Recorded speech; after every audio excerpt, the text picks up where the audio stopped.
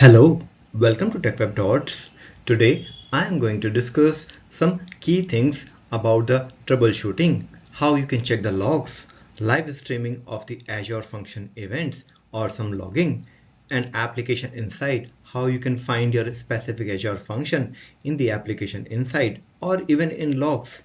And we'll also discuss how Kudu service is really helpful in live streaming. And this session is part of the Azure Function with Python for Beginner series. So I strongly recommend you to watch the previous sessions for better understanding. So let's move ahead without wasting time. So as I said, we will be focusing on the troubleshooting part where we can get the very useful information while our function is running or we wanted to check some logs. So very first things which comes is the logs that works on the KQL, or we can simply check the tables. KQL is the Kusto Query Language, and I will show you one simple example as well so you will get how it looks like. But before that, let me show you, if you have not seen our previous solution that we have deployed on the Azure Function App. So let me show you the Visual Studio Editor. If you remember, this is our same solution that we have already deployed to Azure Function App, right? This is our ASCII function and our function name is Fast API function, and the link of the repo is given in the description of this video. Okay, so let's go back to the Azure portal for more details. So here you can see we are on the Azure portal, and this is our function app name, function app Fast API, and this is the function that we have deployed, the Fast API function. Okay, and if we click on this browse icon, so we will see, right, our function is up and running and working fine. Okay, let's go back to the browser. So we were talking about the logs, right? If on the left hand side, okay, if you just scroll down, you go to the monitoring part, you will see logs.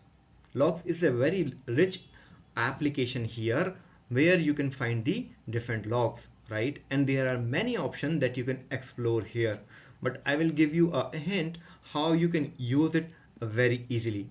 Okay, so for example, if I go on the left hand side tables, right, what we wanted to look for here, we wanted to see the requests which are going on. You remember we just executed our function, correct? So let me click on request. Okay, I just ran it. We can see the multiple execution that happened on my function app. We can see this is our function app name, function app Fast API, but you can also filter it, right, as per your need. Maybe in the last 28 hours or last 12 hours, maybe in last 30 minutes. So we can see this data. This data is very handy, very helpful. But as you can see here, we are accessing this data by table, but you can also move to this KQL mode, Kusto Query Language, right? From the request table, if I run here like this, so it is displaying whole data based on this 12-hour filter. Okay, you can also apply a specific filter, maybe because this time you can see our function name is coming, but when the same logs you are using for multiple application, so more data can be here. So how you can filter with the help of Kusto Query Language? One way is you can go to the queries, okay, and you can go for the performance. You can, let's say, the request count trend, you can click here. These are the built-in queries that will really help you to even prepare your own custom query and also see how you can write the query in a good way, right? So here what we can see the request table and we are summarizing total count, right? And we are sorting by the time and rendering the chart, right? And if I hit enter or run this query, so it will display both the things. One is the result, second is the chart format, right? This is the chart format, and in the another tab we are getting the result. Okay, but here you see we are running on the whole request in the last 12 hours, right? We can also update it. We can keep it like this. You want to run on the request table and you're specifying which function you wanted to run the query, Fast API function, which is our function. Okay, and then we can run this. If I hit run here, again it will produce the chart, but this time it is specific for my function app. Okay, so in this way you can utilize this log. So I strongly suggest you to explore more options, how many queries you can write, explore all these tables. So let's go back to the presentation now. Okay, now logs we have seen. Next is log stream. Okay, and the next one is app insight. These two are the another two applications or two tools in the Azure itself that really help us to monitoring the data, right? Monitoring the logs data, especially of our application, of our function. So let's check these two one by one. So let me switch to the Azure portal. We have seen the logs. Now we talked about the log stream here. If I click on the log stream, it is saying, okay, you wanted to, you don't want to save your query. So I clicked on the log stream here. So now it will show you the log stream window and it will show you either you are connected here or not. Again, see, it is saying connected to the application inside. It means when it says it's a log stream, it means whatever logging statements you have written in your function, in your Python function with the help of logging package or logging library, those all will be displayed here as well. So better logging, better result in the log stream. So if I go to the previous tab and if I just refresh the window, right, so result is loaded. So I can see that hit should come here. See, the moment I perform access the Azure function, I can see the logs here very well, right? It is saying executing your fast API function, correct? So in this way, you can see the live logs here. Okay, now another thing, right? So in this way, you can check. Let me see if we enabled the insight. Okay, yes, this is the application insight. Let me click here. Okay, so it is loading. It says, yes, we have integrated our function app with the application inside application, which is part of Azure Monitor. Okay, now we came here, we performed some command, right? So what is the easiest way to go and find the result in the application inside? You go to the investigate tab, you go to the transaction search, right? Under transaction search, you can filter your data based on what type of information you wanted to see here. Okay, now we are saying last 24-hour data and event type. What can be? It can be the custom event, dependency, injection, page view, trace, request, everything. But you can filter it out according to your purpose. Okay, let's say I have selected the request. Okay, but I wanted to find something particular for my function. So in the search place, let's say if I am giving our name, right, the function name, which is function in the small letters, function hyphen app hyphen fast hyphen API, right? And if I hit enter, it should display that filtered data only, right? In this way, you can easily filter out. It is showing all the requests, right? 201 which are success, 404, it means those which are not found or not responded well. Okay, so now the application inside is also completed here, but I strongly suggest you to explore more. So we have seen logs, we have seen log stream, and we can also see how you can find data in the application inside. Okay, so we can go back from here. If I go back, let's go to our function now. Okay, now we are going to discuss the very important concept. Okay, so let's go back to the presentation. Now the next is KUDU. If you haven't heard about this service, this is very important and very powerful from the troubleshooting point of view, in detail, in depth. So KUDU is a service, or you can also, this service can also provide the console from where you can run your PowerShell or CLI commands, right? So it's a tool that gives you both command line and file browser access to your site. It means to your site means what content we are publishing to the Azure function. It also works with the app service as well, and I will show you the difference in a moment. So all from the comfort of a web browser. It means everything you can see in the browser itself, no special tool required.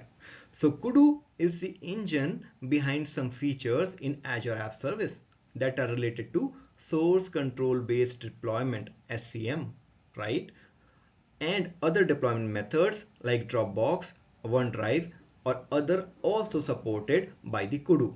Kudu is an open source project, but it is integrated with the function app as well as the app service.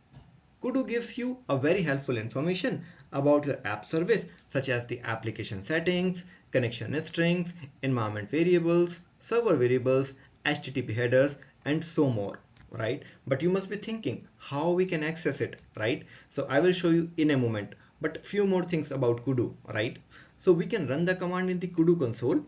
One thing, we can download the IIS diagnostic dumps or the Docker logs, because behind the scene, whatever you are running internally on the function side, Docker is the phenomena, or Docker is the concept that we are using for hosting our application. Managing IIS processes and site extensions. This feature is also available. Adding deployment webhooks for web application. Allow zip deployment UI or zip deployment information, and generate custom deployment script. Allow access with REST API. So everything is possible with this Kudu. But now you must be thinking how we can access it and how we can get the Kudu URL. So I will show you, right? So here I am mentioned the hint here, right? In your service, go to the deployment tools and advanced tools, and then you will get the Kudu link from there. Okay, so let me switch to the Azure console. On the left hand side, this is our function app. On the left hand side, if you type Kudu here, so you will see nothing here, right? And if you will type here deployment tools, so nothing is coming up. Even if you go to the deployment center, so you will see nothing. So there is no way to check the logs from the function app itself to see how many deployments already happened on this function app. And we can only see the setting option. Why? There is a reason. And the reason is the plan that we have selected for our function app, that is the lowest or bare minimum one. That is not the app service based plan. Let me tell you what I'm trying to say. If I go here if I show you our plan that we have selected, app service, click on the app service plan here. Okay, so you see our app service plan name is app service plan demo RG, right? Central. The pricing plan is Y1. Y1 is actually based on the consumption one. So what I mean is, if I go to home, if I click on resource group, okay, if I click on create the resource group, one moment, if I go click here create, if I go to one of the resource group and I want to create some resource, so I want to show you the plan, let's say the function, okay, function app, okay, if I click on function app 1, okay, if I click on create here, there are multiple functions or hosting plans coming. One is the flexible consumption. The one we picked up when we created our function app, we picked up the consumption one, right? But if you pick up the app service one plan, this one, app service one, so that will give you the full access to the Kudu service or Kudu console. I have created one application, one function app based on this app service just to showcase you. But the one that we originally used, that was based on consumption. That's why we have very limited functionality access on the function app. Okay, so two things we can do here. I will show you one, how much we can access from the consumption based function app, and then I will show you how much we can see from the app service based function app. Okay, so if I show you, right, our application URL, do you know what is that? If I go back, okay, if I click on our function, so if you notice here, what is the URL of our function, right? This is the URL. If we wanted to see the Kudu console or the Kudu web UI, so we just need to append the SCM before the Azure website.net. Okay, so how it will look like, let me show you. If you see here, this is our application, right? And how we can access the Kudu UI or Kudu on the web browser. So we just simply copy this URL, go to the another tab. I have already opened it, but for now I'm just showing you what you need to do here. You just click here and type scm and hit dot. Okay, so it will be api.scm and hit enter. Okay, so it will load this UI. Okay, so what this UI is saying to us, okay, this UI is saying this is your app setting that you can see of your function app, and the deployment history you can see of your function app. Very limited information we can see because of the plan that we have chosen. Okay, and now if we go back to the new application that I have created for your reference, which is based on the app service especially. This is the another function that I have created based on the app service plan. And if you see, the name is fun based on app service. This is our function app. And if you see here, the app service plan, what we are using, this is a different app service plan. Yes, it is based on the B1, right? It means it will cost us some amount. We can see the plan here, right? And if I go back, right, the one that we were trying to find out, the deployment center and the advanced tool we were talking about. Okay, let's see the deployment center first. If we click on the deployment center, because we get the full access, because this function app created on the app service plan. Okay, so it will showing us the log tab as well, and the app service plan give us this log option, and logs option especially show us how many deployment recently happened on this function app.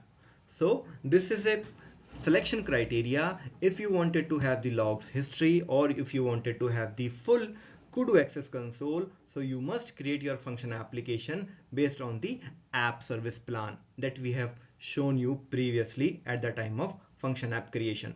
Okay, now let's talk about the advanced tool we were talking about. Under deployment tools, this option is coming because of this, the type of function app we have created, advanced tool here. And if I click on the advanced tool, see, it is giving me to go to this URL to see the advanced thing. And if you see on the left bottom side, so the URL whatever we have created, it is just appended as CM. We know, right? Source control management. So let me click on this go button and it will show us the KUDU console. So we click on the go URL. Now you can see, right, same way, right, in the main function URL we just appended SCM and our KUDU console is ready. You can see it contains more option than the one that we have, the previous one that was created on the non-app service plan based. Correct? We can see app settings, deployment, source control info, file, Docker, or your deployment logs, and site www root, right? And even out of all these options, there are the SSH console from where you can type your commands.